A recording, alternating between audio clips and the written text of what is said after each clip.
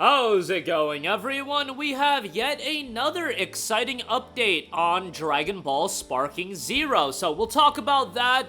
Gonna give you guys some other insight on the game. We did get a new trailer that just dropped. Nothing too major there. That trailer got a lot of traction, though. It seems like people are incredibly excited about this game. Every time I look at these social media metrics of this game, it is insane. Like when Bandai Namco's official YouTube channel uploads a video about this game, the fact, and I'll go over the stats at the end of this video of the Ignite the Spark trailer, you don't see anime games pulling these kinds of numbers often, you guys, so it is incredibly impressive. We'll talk that at the end of this video, but while this may not be a big deal to you guys, to me, this is a gigantic, and I mean a colossal victory for Dragon Ball Sparking Zero. We have the preload date, we have the file size, and everything like that, so we're gonna get into that in a little bit. I do want to give you guys a heads up that if you are going to be buying this game on PC, our good friends over at Green Man Gaming have got the game discounted 8% off for $64.39. They have the deluxe edition 8% off as well.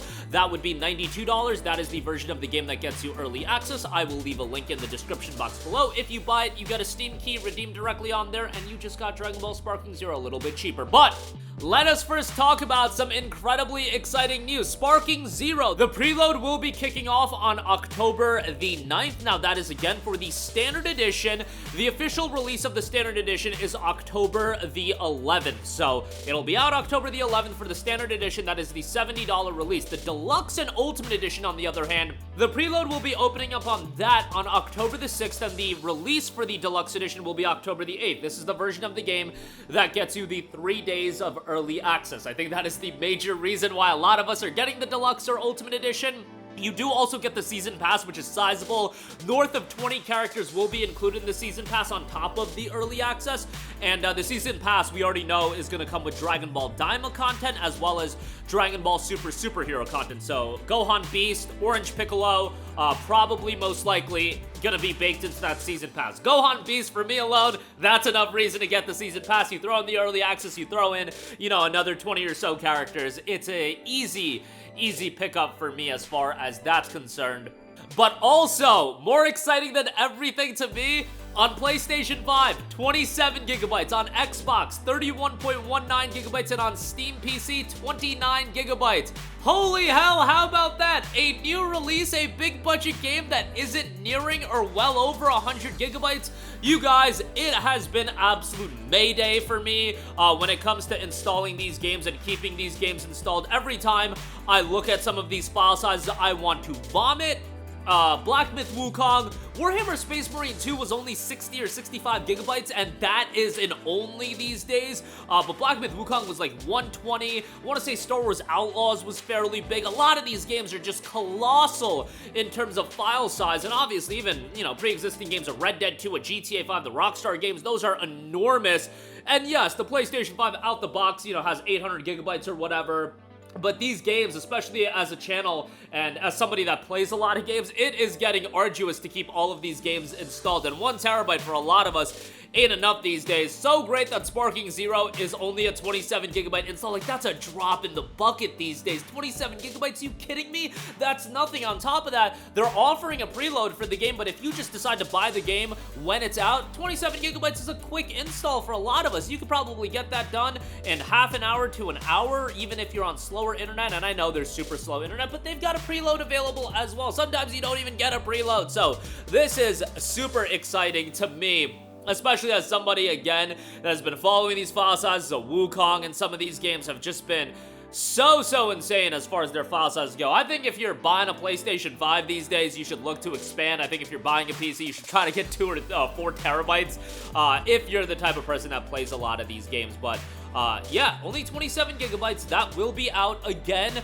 October 11th for the official release if you spend $70 on it. And then if you buy the deluxe edition or the ultimate edition, October 8th will be the official release. Now, with how it works on PC and Steam, generally speaking, and this is the case with Sparking Zero as well, the games come out the previous day, 6 p.m. Eastern Time. So October 7th, 6 p.m. Eastern Time, that is when Sparking Zero is going to open up to the masses on PC. I don't believe that is the case on consoles. That generally hasn't been the case when it comes to Bandai Namco games. They just release at midnight, so come when the clock strikes 12, midnight, October the 8th, you should be able to access the deluxe edition of Sparking Zero. And then ultimately, the standard edition will be October 11th or October 10th at 6 p.m. Eastern Time if you're playing it on PC and Steam. I believe this is for local time conversions, and yeah, it is what it is as far as that's concerned. Just on PC, that's always been the case. Happened with like Elden Ring, happened with Shadow of the Erdtree, so on and so forth. Lastly, I do also want to note that Dragon Ball Sparking Zero